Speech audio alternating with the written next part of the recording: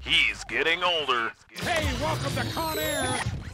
Oh, hit the full button! But not wiser. Everybody has affinity for cock. This is The Lefty Show.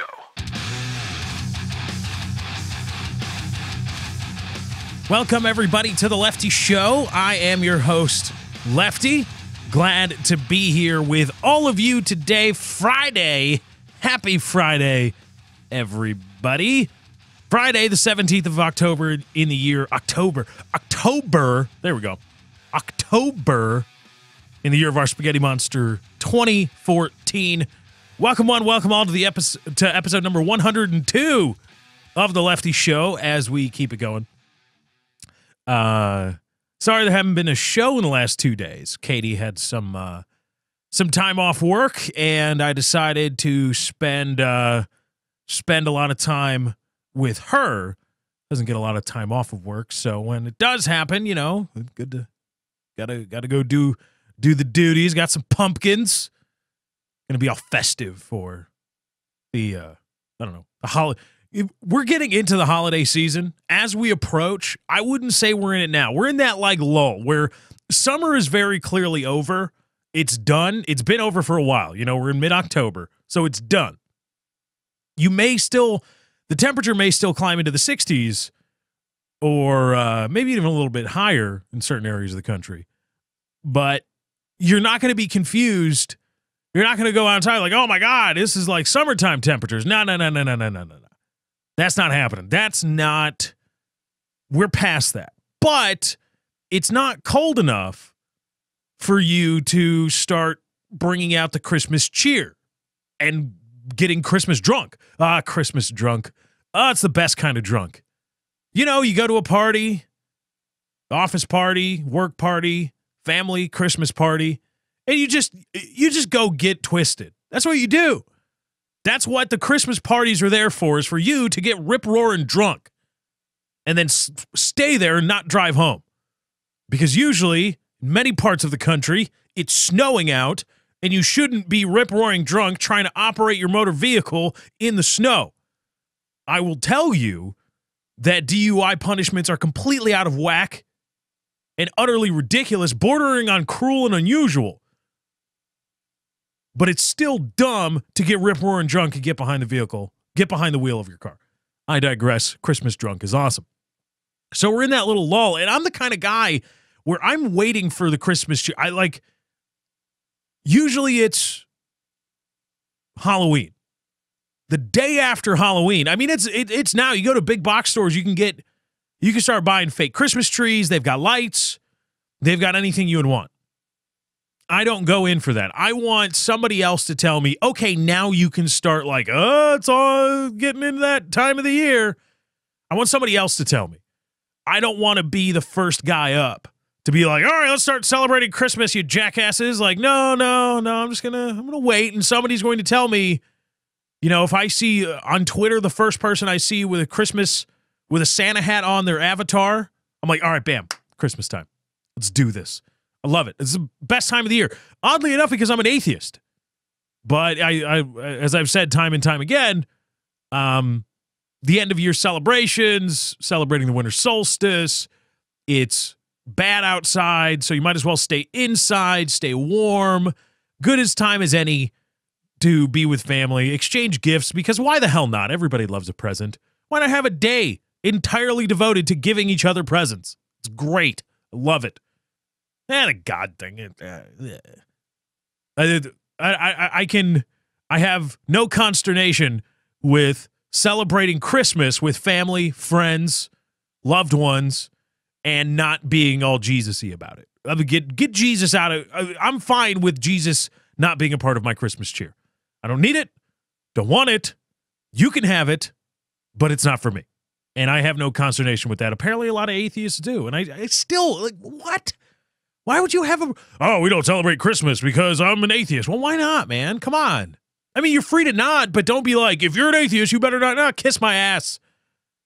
Be celebrating Christmas drunk, bad sweaters, buying and wrapping and giving presents, getting presents.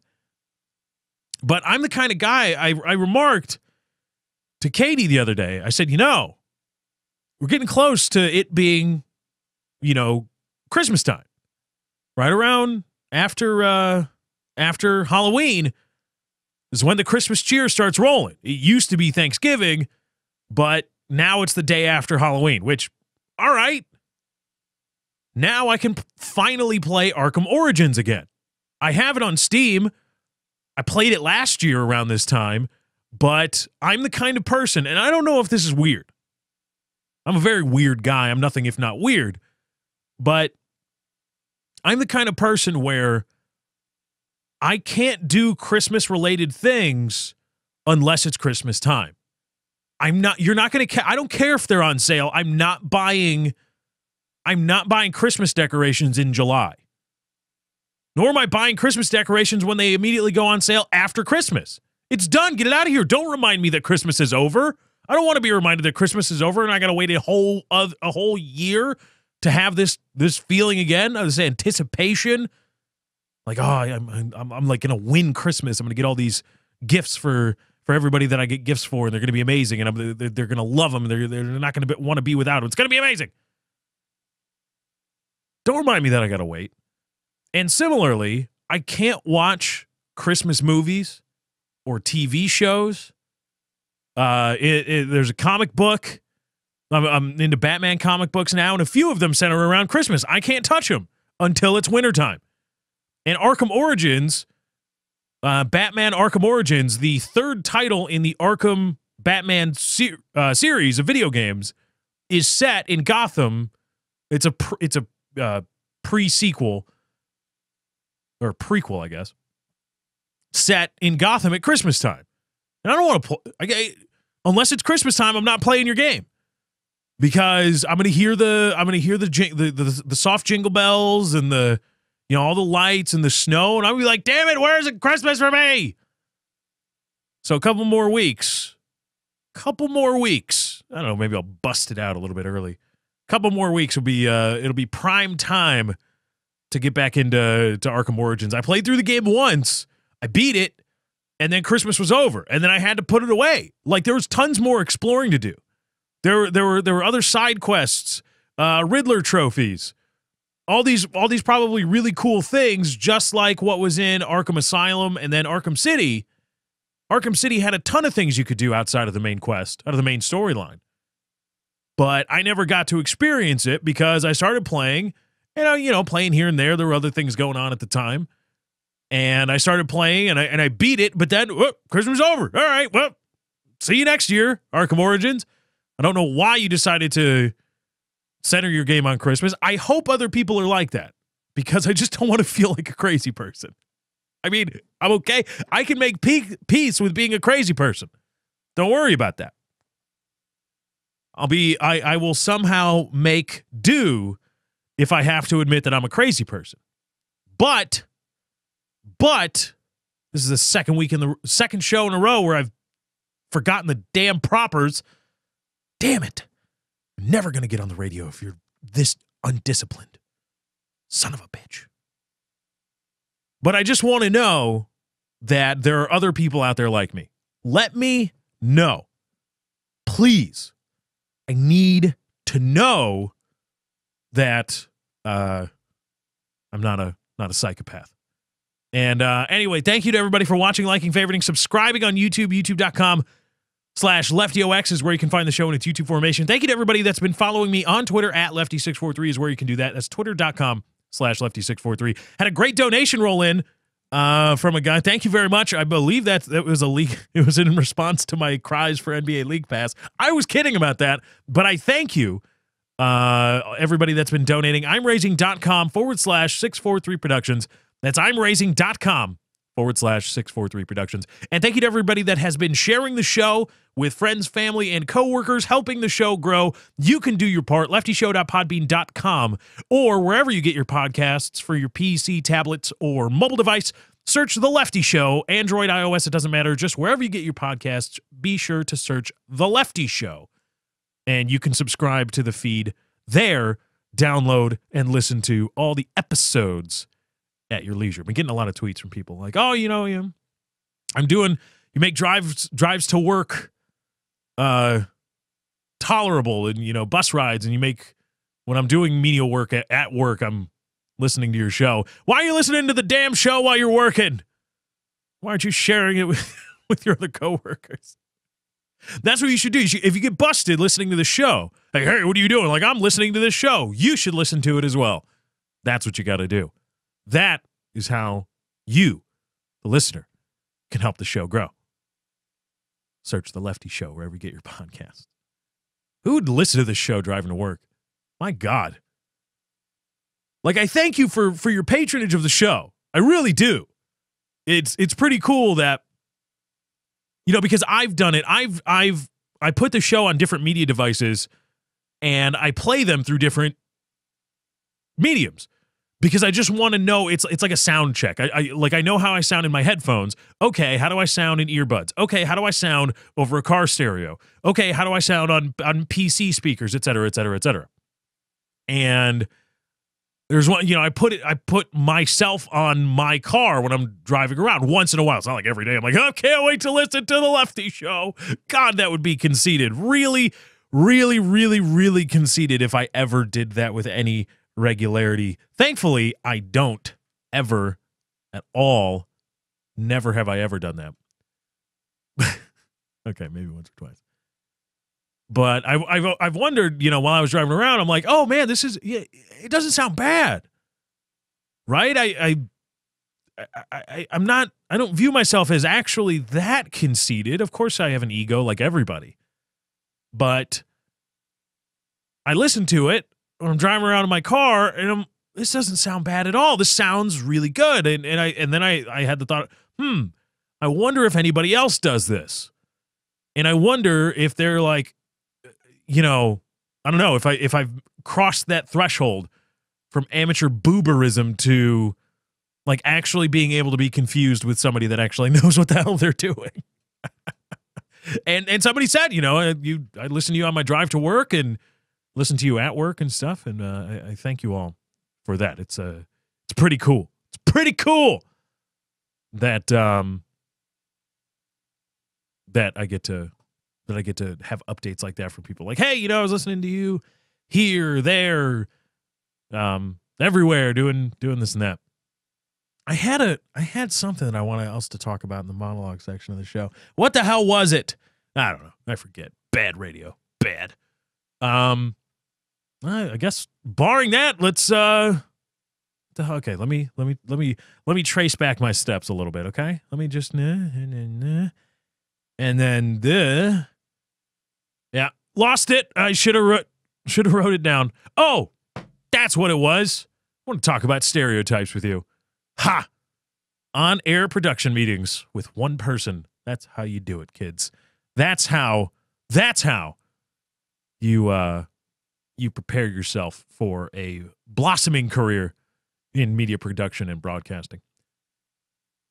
Was out and about with the lady friend the other day, and Katie, bless her heart, if there was a power that's able to bless things, but I love her to death, and sometimes I feel that I may put her in positions where she feels not uncomfortable necessarily, perhaps embarrassed, because when I'm on the road, if you're driving like a jackass, like if you almost clip me because you're checking your makeup or checking your phone, or if you're tailgating me when I'm doing the speed limit on side streets and you're on my ass, I'll brake check you. Oh yeah, I'll brake check you all day.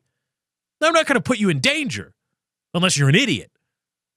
But I'll tap them. Not even to just turn the lights on, because not a lot of people know that, is that you can turn the brake lights on without actually engaging the brake pads. There's a little in between there. You just press the brake in just a little bit. Just you engage it just a little bit, and usually that's enough to turn the brake lights on. Oh, no. I'm engaging those sons of bitches. Turning that up. Boop. That where the back end pops up because the momentum keeps going forward and the suspension. I'll do that to you. Yeah. Get off my ass. Driving the speed limit. Ass wipe. Come on. What are you doing? and I'll flick you off. I'll give it, if you're speeding around me, you don't signal or something, and I get up next to you, you'll be looking for the one finger salute. No problem. Because you need to, my thought is, you need to have that negative reinforcement. You need to have it. Because what you did, in my estimation, and I'm judge, jury, executioner here, if you don't like that, deal with it. You did something wrong. You should not be tailgating people on a side street. Don't do it. If they're going the speed limit, that's the speed limit. Riding their bumper isn't going to do anything other than put you both at stupid risk. Not necessarily for imminent bodily harm, but who wants to, because you hit somebody and then you got to do the insurance thing, and then you're agonizing over that for a couple of weeks at least, and then you got to determine fault, and then maybe your premiums go up, maybe your insurance denies you coverage, you've got to pay deductibles, if there's enough damage, you got to wait, call the cops, and then you're late, so you're agonizing over more than one thing, and who wants to deal with police officers? It's stupid. It's a stupid amount of risk to put yourself at. You could be risky all you want, and I can't say boo to you, but there's what I deem legitimate risk. Okay, that's a legitimate risk, and then there's just you being stupid. I'm going to go jump out of a plane. Well, that's stupid risk. It's stupid. Very, very stupid. Unnecessary and unwarranted. And in my estimation, you need to have that negative reinforcement. You need to be chastised. Of course, your ego defenses are going to go, you say, oh, that person's a jackbagger, or get out of here. They're wrong. I was in the right. But at least you're going to think about it. You're going to have an internal monologue about what transpired. And maybe you'll come away from it, that guy was just a penis. Okay. But I guarantee you once or twice, somebody who has met with me, crossed me on the road, has at some point gone, oh man, you know what? I really screwed up there. I shouldn't have done that. I was just, why do I really need to go that fast? Do I really need to tailgate? Maybe I should use my signal more or put the phone down, etc. So, driving along, going through an intersection, four-way, and I've got a stop sign. Cross traffic does not stop. All right. So I stop and I see an SUV going the other direction, perpendicular to my intended course. I want to go straight through the intersection. They don't have to stop. They are crossing me. Okay. As the car approaches the intersection, it's an SUV, it starts to slow down. And now, again, keep in mind, cross traffic does not have to stop.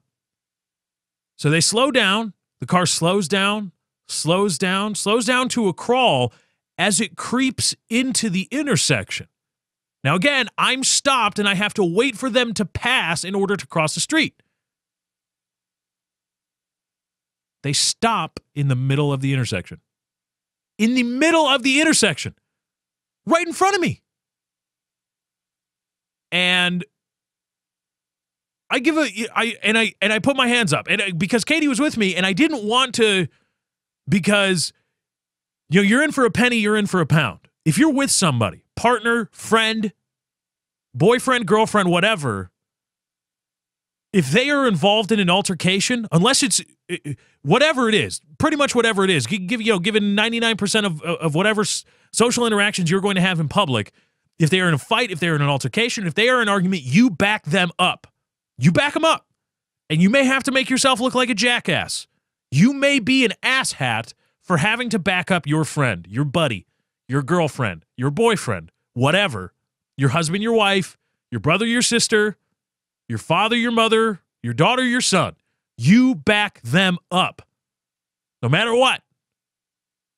And you go to the mattresses with them if you have to. And then later on, once it's all over, then you go, hey man, that was messed up. I didn't want to do that again. And I don't want to put Katie in those kinds of situations because I know I'm a maniac. Maybe I should insulate her a little bit from my maniac ways, from my crazy, because I'm free. I'm free with the one finger gun salutes. I'm free with them. Liberal, very liberal, progressive even. I'll shout at you, tell you to F off, suck my this. That's how I roll. And she'll go, I hope she'll back me up, but I don't want to put her in that situation necessarily. So I'm there and I'm steaming mad because here is this person, turns out to be a woman, surprise, stopped in an intersection right in front of me, just stopped. What are you doing? Not pulled over, not car trouble, just stopped looking around like she's lost.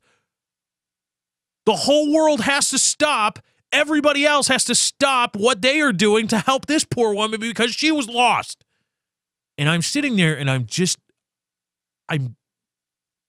ooh, and I want to lay on the horn. You stupid. So I give the little tap honk. I go, just the, not the laying on it, because you lay on the horn, you go, that's something different. That's you're speaking with your horn is now your middle finger. This one is just a boop, just a little tap, just a, hey, let you know there's other people on the roadways besides your ass, biatch. Let's get it going here. You know what she did? She looked behind her. Remember the setup. She's crossing. She is cross traffic. She does not have to stop. I am at the stop sign. I tapped my horn. She looked behind her. Didn't see anybody. Went back to sitting there. Just, yeah, I'm lost kind of. Then finally got her ass in gear like, okay, well, I'm going to go this way and da-da-da-da-da-da. And I just, oh my God. How do you have to be, how are you so oblivious? You are operating a 3,000 plus pound vehicle, plastic and metal and glass, steel and aluminum and wood grain gripping. Finger flipping, I'm syrup sipping. You've got this thing, this mechanical missile that you are operating. How is it even possible that you could be so oblivious? So I should just be, oh yeah, I'm just going to stop in the middle of an intersection because I'm lost. I don't realize that there's another 3,500 pound mechanical missile trying to go the other way. Screw that person. I'm lost. Everybody needs to stop so that I can figure out where I'm going and how I'm going to get there. Now, not saying it's a gender issue. I'm not saying that. I've seen plenty of guys be jackasses on the road. But you know what? They're jackasses in different ways. Guys will be jackasses on the road because they'll drive like jackasses. They want to show you they're look at all the cylinders. I got a 6. I got a cut 6. Yeah, look at that. Fuel injected. Pretty much every engine now is fuel injected. In the 60s, whoa, fuel injection. No. Fuel injection is pretty much the thing. I don't know, supercharge this, I got that. Oh, God, what is it? The Dodge Charger Hellcat? Wha ha ha. 2 different modes. 400-something horsepower mode with 1 key called the valet key. The real key, 700 horsepower. My God. Guys want to show you that. They're doing 120. Why? Because, look at my penis. Look at my penis. Just going to be, look at how fast I can go. Look at me weaving, darting in and out of traffic. That's how guys are jackasses, and they're stupid. Now, they're careless, reckless even, but it's not necessarily ego-driven. It's not like everybody else has to stop so that I can figure out what I'm doing. I'm just going to think I could do this. I'm going to be the gunslinger, the maverick pilot. And, look at me showing off my bravado, all that stuff. A woman, I've never seen a guy, believe me, as somebody who's been involved in many traffic accidents, or traffic incidents, and accidents too, I got 3. How many you got? Bitches? I've been involved in many traffic incidents of any kind of jackasses you could want. Never had a guy do that. I've had women just be oblivious behind the wheel where they just stop. They're just stopped. in traffic, blocking your path because they've got something that they've got to do that they've deemed more important than this roadway thing we got going on. There's a reason that in South Korea, they have the pink striped, wider car lanes. And scientifically speaking, women tend to be shorter than men. And from a car design standpoint, I did some research. I can't find the article even if I tried, but a study showed, or at least predicted, that yes, women are more prone to not being perceptive behind the wheel. In part because of, well, one, how women spatially, how they are oriented spatially and how they perceive things, and two, because they tend to be shorter than men, and they're the bottom height of driver's side windows or front cabin windows from a car design standpoint, that they've been creeping upwards. The bottom level in a door, the bottom level of the window has been creeping up and up and up. The windows have been getting squished and moved up in the door frame. And that makes it harder, though not impossible, for a woman to be perceptive of all the things going around, or a shorter person, a shorter human. And it so happens that women tend to be shorter. Women are not as, or are more prone to being oblivious behind the wheel. That's just the facts, Jack. And we need to stop pretending that it's not a thing. We can all pretend, oh, everybody's the same. We're all the same. You know, SS human experience. I'm a big fan of that. We're all humans first. Humanity more important than nationality, ethnicity, regional identification, all that stuff. We are humans first. Okay. Practically speaking, though, many of us have cars. Probably 99% of people listening to this podcast have a car, will have a car, or will drive a car at some point in their life. And we have to have a way to govern it. And we have to, because they are 3,500-pound mechanical missiles, we have to be safe, or at least safer. We have to have kind of a set of rules and a set of standards by which we license people to drive, because you just can't go getting behind the wheel because this is dangerous stuff. Yes, it's a practice. We need the vehicles, but you also have to be kind of smart in operating your vehicle. We need to stop pretending that we're not different, because there are certain things that men are prone to do other than women. When it comes to driving a car, women are prone to not being as perceptive of the areas around them because they don't process they don't process changes in distance and perception that well. They don't process it that well. Male brains are better designed to do that. But from the male side, you have to deal with the bravado and machismo and look at me driving like an idiot because I'm going fast, because I love going fast. Okay, well, now you're unsafe because you're an idiot too. But as evidenced by the woman, I guarantee you, probably never would have happened if it was a guy. He was lost. He would have just, I don't know what he would have done if he was lost. Probably just drive around like, I know where I'm going. I'm never going to admit that I'm lost. But the woman, oh my God, I'm lost. Everything needs to stop. And my perception of what's going on around me goes to nil, to the point where I stop in the middle of an intersection. Yeah. And then the person trying to go the other way honks at me, and I look behind me. Oh my God, I'm lost.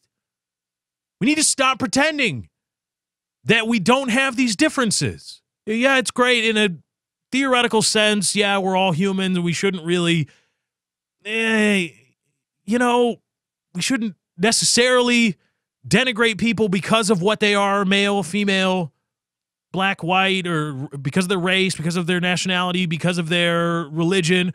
We shouldn't necessarily do that. But at the same time, there are fundamental differences. There are differences. Some people are better at some things than others, or some people are more prone or more apt at this or that. I go back. Women are more prone to being oblivious at the wheel just because they process things differently. That's a thing. And yes, that leads to women, more often than not, are worse behind the wheel. That means more dangerous behind the wheel than men. You stop pretending that that's not a thing. Because I have the, albeit anecdotal evidence, a woman stopped in the middle of an intersection in front of me because she was lost. Let's do some news.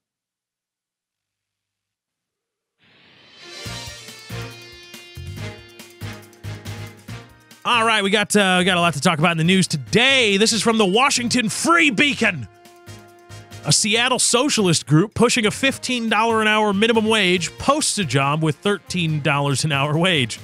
Seattle-based group the Freedom Socialist Party, which owns Socialism.com and regularly campaigns for a $15 an hour minimum wage, advertised a job on Wednesday that offers just $13 an hour. The group has taken particular interest in campaigning for a higher minimum wage in Seattle, where the posted job is located. The advertised job's Indeed.com description says that the wage is negotiable depending on experience, but the group has said that living wage must start at least $15, not $13 or $14 an hour. Seattle livable? Not hardly. The Seattle fight has moved from the streets to City Hall. In May, new Mayor Ed Murray, Democrat, announced his proposal for $15 an hour for some workers after several years. Healthcare, tips, and other compensation would be calculated into their income. In short, Mayor Murray's plan caters to big business, the group wrote in June. They also accused big businesses of showing phony concern for small businesses. Well, duh. The campaign for a $15 an hour minimum wage could expose big businesses' phony concern for small businesses by demanding solutions that correct the huge tax imbalance between corporations and genuinely small businesses, the group wrote. Looks like the Freedom Socialist Party is also having issues with phony concern. The screen cap of the job description is below. And it shows that, yes, indeed, $13 an hour. And it gets to my point. We'll maybe circle back to talk a little bit about minimum wage and living wage and livable wage and blah, blah, blah, blah, blah. But I'm often surprised, really, at the lack of self-awareness that many groups or individuals have. And this isn't trying to cleanse this of all political, economic crap. But listen, if you are the Socialist Party in Seattle and you own Socialism.com, which is probably a hell of a domain property, you own Socialism.com and you are actively campaigning for a $15 an hour minimum wage. That's your thing. That's your thing. Not just like, oh, yeah, well, we do a lot of things here at Socialism.com. We have these thoughts about the minimum wage. Your thing in Seattle is $15 an hour. No ifs, ands, or buts about it. Nothing like, you got tips and we'll factor that into your wage. As long as it kind of approximates $15 an hour, you're good. They said no to that. No. Our thing is $15 an hour. How do you lack the self-awareness to allow, when you hire people, to pay them less than $15 an hour? You know that's going to be found. You have to know. You know everything you do is going to be put under a microscope, especially in the political realm. Why are you... Stop. Don't... No. This is what you have to... Well, we campaign for $15 an hour minimum wage. Maybe we should do that. Oh, well, it's not the law yet. Well, what the hell? Come on. You know that this thing, your opponents in whatever arena, political, gaming, the Gamergate thing, you know that opponents to your position are going to be looking to find any impropriety in what you do, say, or think. Now, that's disingenuous, I know, and it's unfair, right, because you should have a discussion on the merits. Just because these socialists posted a job that pays $13 an hour, and they say, well, it's negotiable, but just because they say the starting pay is $13 an hour and they campaign for $15 an hour minimum wage says nothing, absolutely nothing about the need for a higher minimum wage. The two are irrelevant, not related to one another. The need for a higher minimum wage is not at all influenced by these socialists wanting to pay less than what they're campaigning for. But you got to know that somebody's going to find it, right? Don't you know? Don't you have a PR guy? Don't you have a public image guy that's like, socialists, listen here. You guys, your thing is $15 an hour, right? Yeah, minimum wage. Yeah, from the burger flipper at McDonald's to the guy that's cleaning up on a construction site, and anything in between. The makeup girls at Macy's, the guys that are digging ditches on the side of the road. Minimum $15 an hour, right? Right. And you don't want any of this skullduggery with, do benefits and tips and paid vacation. You don't want that factored into the $15 an hour number, right? Right. It should be absolute $15 an hour. You cannot pay anybody less than that unless you want to be seen like an idiot. Adrian Peterson, out on bond, awaiting trial for accusations of child abuse, differing levels of domestic violence. Showed up to take a mandatory drug test as part of his bond and admitted to the guy that he smoked a joint. That he was like high at that time. Doesn't Adrian Peterson have somebody around him saying, listen, AP, Purple Jesus, my guy, listen, this whole Ray Rice thing, this whole domestic violence thing, Greg Hardy, Ray McDonald, you are in the thick of it. You are now in this fight because of your issue with domestic violence. Okay? You cannot do anything wrong. You can't do anything wrong. We'll fight for you. We'll fight this in court, and we'll try to get it thrown out or whatever, plea it down, whatever. But in the meantime, in its stead, you can't be screwing around. Stop it. Don't smoke pot. Don't drink and drive. Don't go out and impregnate more women and then beat the children that you have with them. Just stop. Nobody does that. Justin Bieber. Listen, Biebs, you've got a real image problem here, my friend. You need to stop being a penis. Just stop. Stop it. You can go back to being a penis in 6 months, but for 6 months, don't do anything dumb. Nobody has. It's alarming, honestly, that people can have such a lack of self-awareness. I've done it too, going off crazy, saying this and that. Oh, geez, I probably shouldn't have. Gee, I got a bloat. It wasn't what it was, but there's a following that listens to me and will tell people that whatever I said.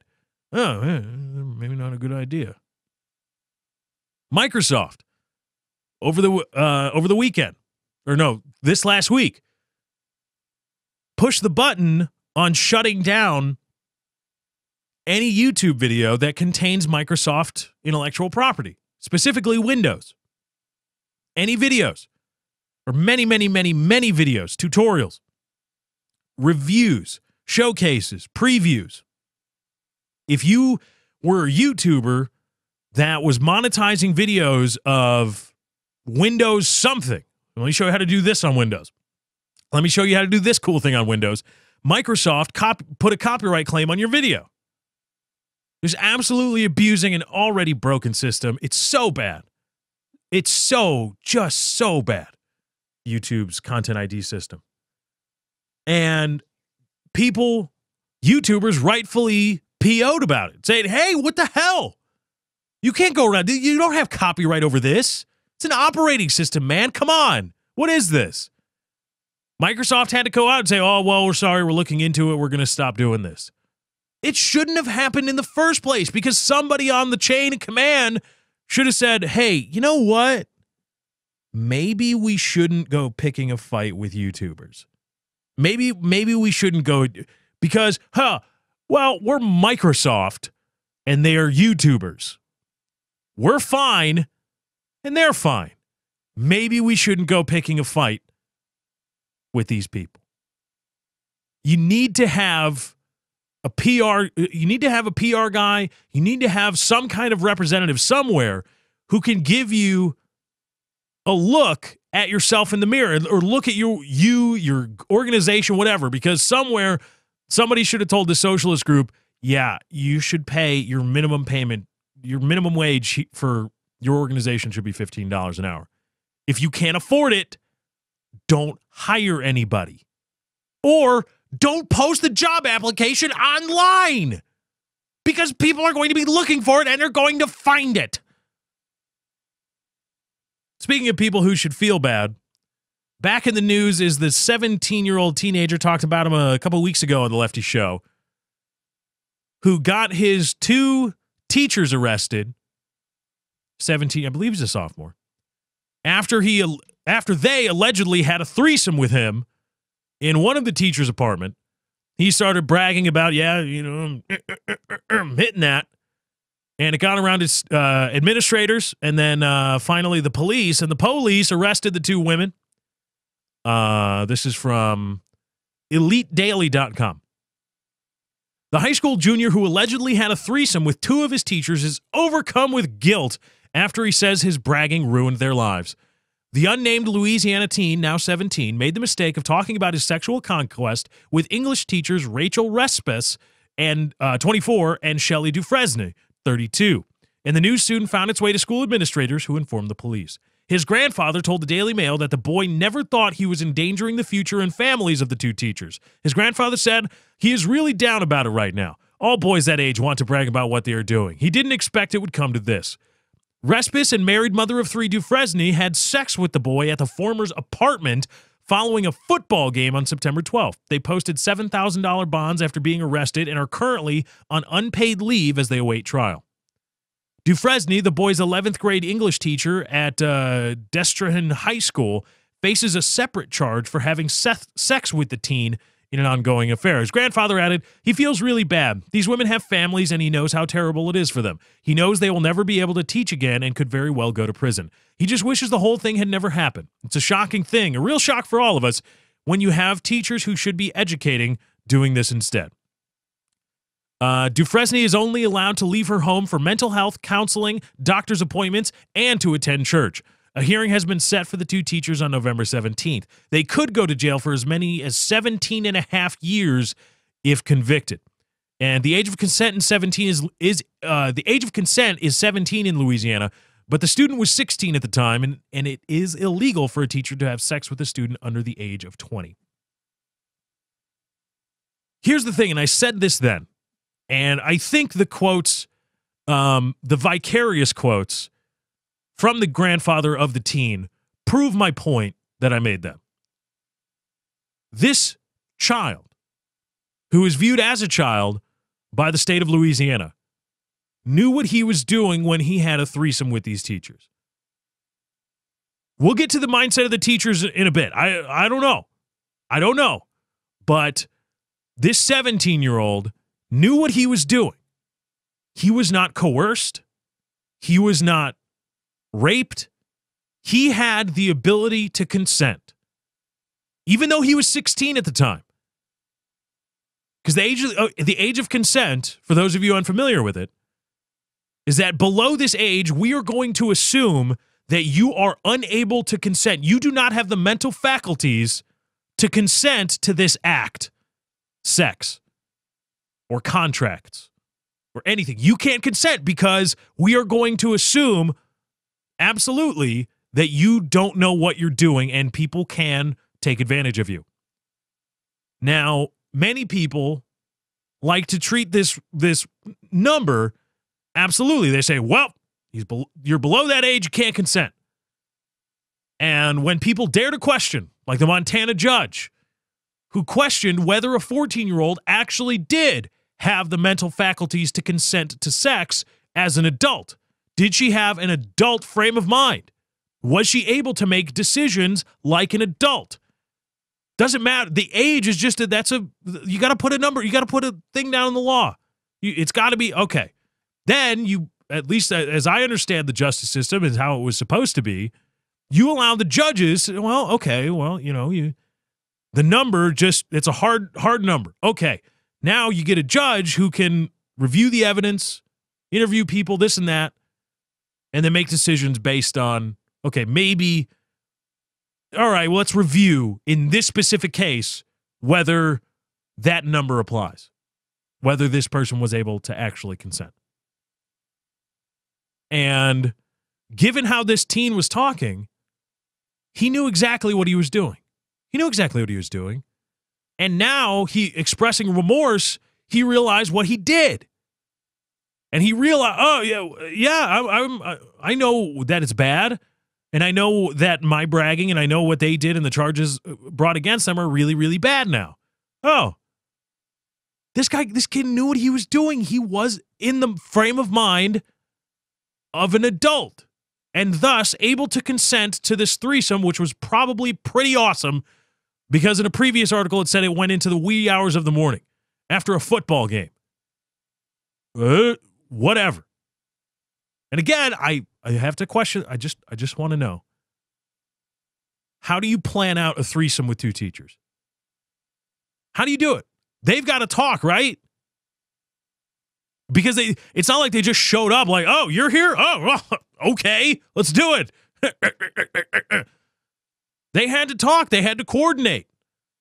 After a football game, you got to deal with traffic. Is it worth it to take two cars? Can he drive? Can this kid drive? Does he have his own car? Do we take him? Does he walk? What would it be better? They didn't just show up at the apartment like, oh, well, there's three people here. I thought there were going to be just me and you. All right, well. These women are not guilty of a crime. I should say this. And this is one of the great things that I understand about law, or that at least I think I understand, and what I think is a really cool concept. They are guilty, technically, of violating the law. They had sex. These two teachers had sexual relations, with a person that was under the age of consent. This kid legally could not consent. Technically, they violated that law. The spirit of the law, though, is to prevent and protect people who supposedly cannot consent. It's just like, oh, well, we think at this point you cannot consent. If you can, though, okay. And I think it reasonable, given everything that's going on, that this kid knows what he was doing. He could consent. And he did. And they had a rip-roaring threesome. Oh, just wee hours of the morning. Some staying power. He just, oh, yeah. And again, an updated picture of the two teachers. Not bad at all. Had a boy. And he liked it. He knew what he was doing. He liked it. Did it again, would have done it again, and now is expressing remorse that it's all over. Now, the end there that, oh, it's a shame that these, they should be educating and they're doing this. That's the grandfather talking to try to protect his kid. His kid knew what he was doing. It's not rape. These women did not rape this child. This child was acting as an adult and had the faculties of an adult. Was able to make an adult decision. And they did it. Okay. Now you got a question. Okay, you two adults, you two actual adults, why are you trying to hop in bed and bump uglies with this 16-year-old?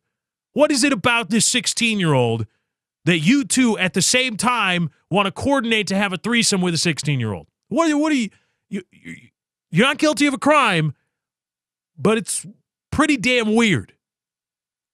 And I want to know what was going on in their heads where they thought, yes. And I asked this when I originally talked about the story. Is the sex really that good? How good does the stumping have to be? The stumping. They're going to stump. How good is it? How good could it possibly be? Again, given the pictures, you could go out and pick up any guy anywhere. Any girl. You apparently down like that. You pick a 16-year-old and you put yourself in that, again, stupid risk. Talk about it again. I talked about it at the top of the show. That is a stupid risk because you, as not at all unattractive women, could go out if you wanted to have extra. One of them was married. If you wanted to go out and have extramarital sex with a man, a woman, doesn't matter. You go out, hey, big stroker, how's it going? You could go to any bar in America, anywhere, at any time, and find an adult that you could stump. Do the stumping. You chose a 16-year-old. That, my friends, is a stupid risk. I don't care, I don't care I don't care about Mr. Wang. I don't care how tall he is. I don't care how old he is. A 16-year-old's Mr. Wang, come on. Can't be that good. What's wrong with you that you want to be stumping a 16-year-old? Huh? It's weird. Again, not a crime. And if we had an actual justice system where a judge had a free hand to say, okay, I've reviewed all the evidence, and this kid was able, the 16-year-old, even though he was 16, and again, it was September when he was 16, now he's 17 and able to consent under the law to having sex with these two women. So we're talking about a matter of weeks until he was able to consent. That is just the silliest part of it all. What changed? I want to ask you. Never mind the teacher element of it, okay? Never mind that. Never mind that there's some law that teachers can't have sex with a student under the age of 20. And for some reason that's illegal. I don't know. Let's just keep it strictly statutory rape here. What changed? Because when this happened, it's September 12th, they said, of this year, when the threesome, when the stumping, the three-way stumping happened. What changed between September 12th of 2014 and whenever this kid turned 17? 4 weeks? It had, right, we're at the 17th of October now, so a maximum of what, 4 to 5 weeks? What changed in that kid? That kid, 5 weeks ago, unable to consent to having sex with these two women. Now, able to consent. Able to consent. In the law can't say boo to them. What changed? What happened? The kid turned 17. These women didn't change magically. They are still not unattractive. In fact, solid 7s. Maybe go as high as an 8. Still the same thing. Still the same dynamic. 4 weeks between a felony and just it's two consenting adults. And you're going to try to tell me that this kid at the time didn't know what he was doing? Didn't know? Oh, no. It's completely impossible. Unable to consent. 4 weeks later, though, able to consent. And if we had a justice system where judges had a free hand, they'd say, okay, this kid was 4 weeks away from the imaginary line, and on top of that, he just has the mental faculties of an adult. He's able to reason like an adult and make an informed decision and consent. You are not guilty of this. However, I don't know, some other bullcrap charge. You're guilty of this and you need to go to counseling.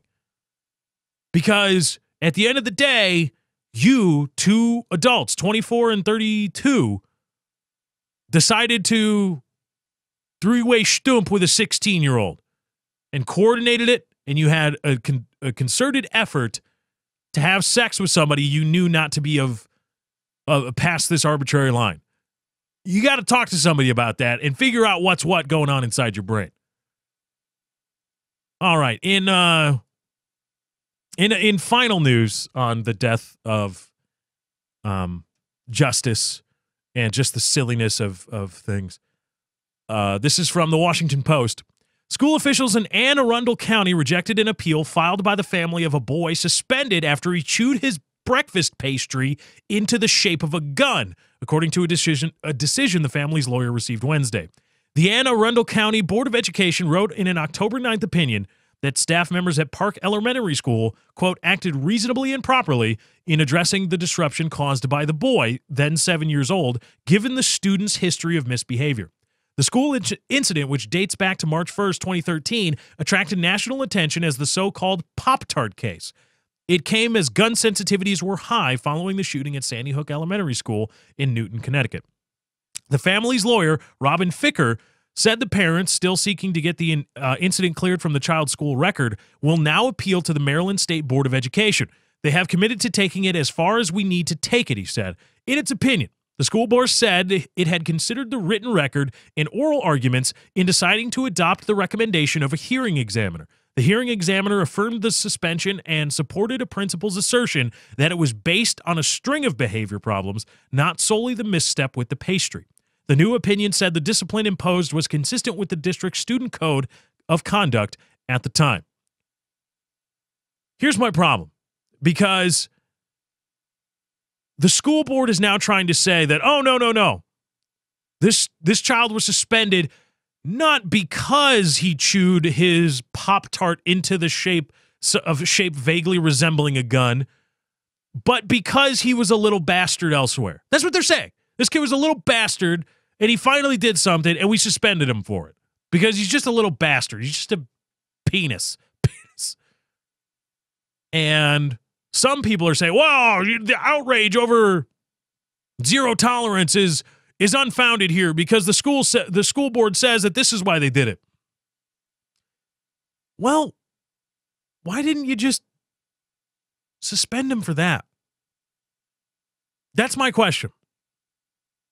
Because to me, looking at it, when you suspend the child, immediately following an incident where he chewed his Pop-Tart into a shape vaguely resembling a gun after Sandy Hook, Newton. Or no, it is Sandy Hook, right? Sandy Hook Elementary in Newton, Connecticut. If you suspend him immediately after that incident, you are suspending him for chewing his Pop-Tart into a shape vaguely resembling a gun. That's the punishment. Because if it really no. This wasn't about the Pop-Tart. This was about a string of other things. Then why didn't you suspend him for those things at the time? I'm assuming they happened previously, not on the same day, and you had yet to punish him. You had yet to do anything to the child until he chewed a Pop-Tart into a shape vaguely resembling a gun. And I don't deny that the kid's probably a little bastard. Just a muttering bitch, probably. The kind of kid you want to choke. Because, my parents say this, and you just want to, little bitch. Probably, sure, okay.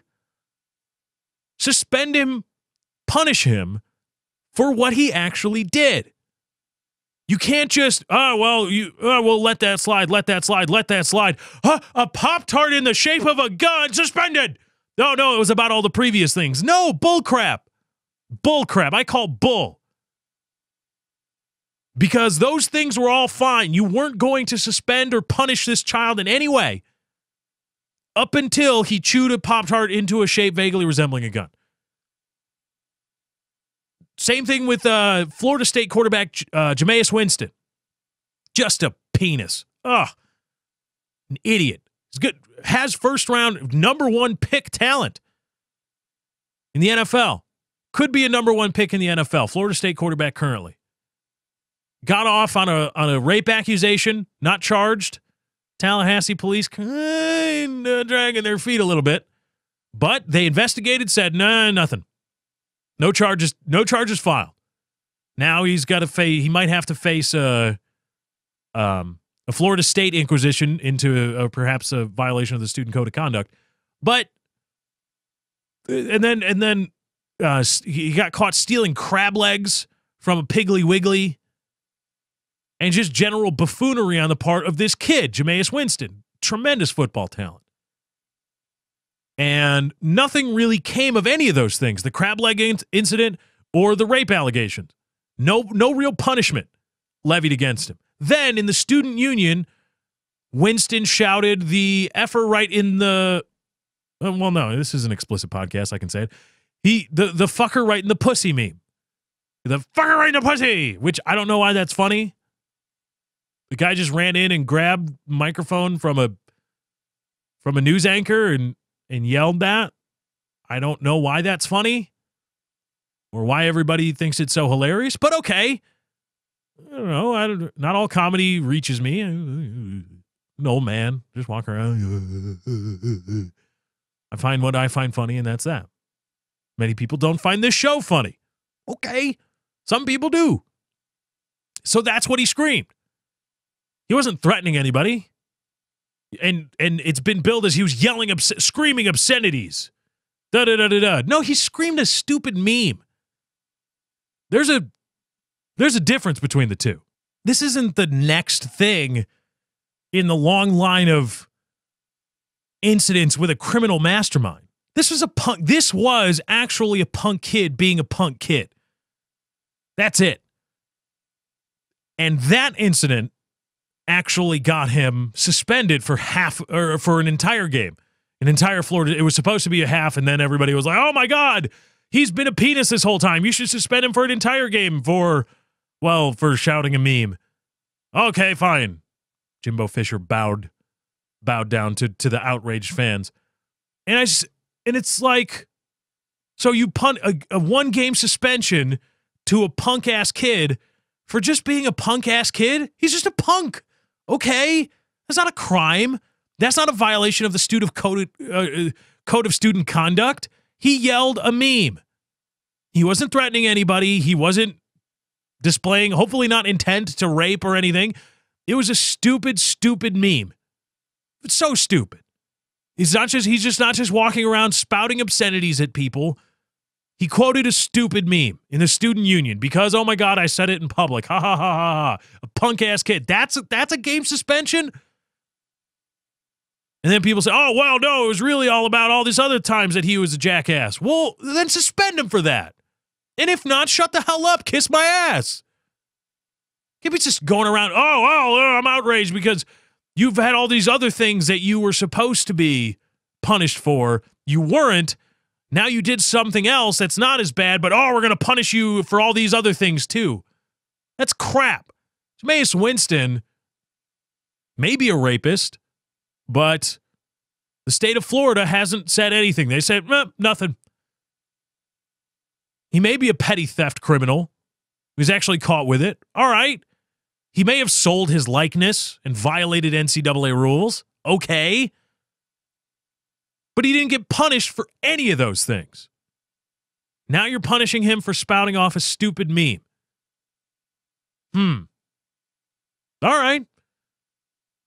I think it's a lot of bloodlust just because you don't like him. You don't like him because he's a penis. Okay. But that doesn't mean that it's right that when you finally catch him cold in something, that, oh, well, now we're going to get him. Now the hammer's got to come down. The punishment didn't fit the crime, but the punishment did fit all the other supposed crimes that they just didn't get around to punishing him for. Well, then why didn't you punish him then? At all? Well, yeah, I know. It's a stupid meme. Shouldn't have been suspended. Similarly, chewing a Pop-Tart into the shape of a gun is not a violation of anything. Not a suspension, not detention, not anything. No reprimands necessary for chewing a Pop-Tart into the shape of a gun. And I call bull on the justification that, oh no, it was for other things. Oh really? Then why did it come directly on the heels of this Pop-Tart incident? Why didn't you punish him immediately after any of the other myriad things that you accuse this 7-year-old of? Oh, maybe because you didn't want to punish him, but then he chooses Pop-Tart in the shape of a gun, you freak out because you're a bunch of penises. Let's bring it home. another great episode of The Lefty Show. I thank you all for joining me. I had a great time putting on the show for you. I hope you had a great time listening. Thank you to everybody for watching, liking, favoriting, subscribing on YouTube. YouTube.com/LeftyOX is where you can go to find the show in its YouTube formation. You can also find gaming and vlogging content there. YouTube.com/LeftyOX. Thank you to everybody for following me on Twitter. @Lefty643 is where you can do that. Twitter.com/Lefty643 is where you can find me there. Thank you to everybody that's been donating. I'mRaising.com/643 Productions. That's I'mRaising.com/643 Productions if you want to help out the show. And thank you, monumental thanks to everybody that's been sharing the show, helping it grow one new listener at a time. You can find us at leftyshow.podbean.com or wherever you get your podcasts for your PC, mobile device, or tablet. Search The Lefty Show. Be sure to subscribe and download all of the episodes. Anyway, guys, that's my time. I got to get out of here. Thank you for joining. I hope you enjoyed. Enjoy your weekend. I'll catch you next time. I'm out. Bye.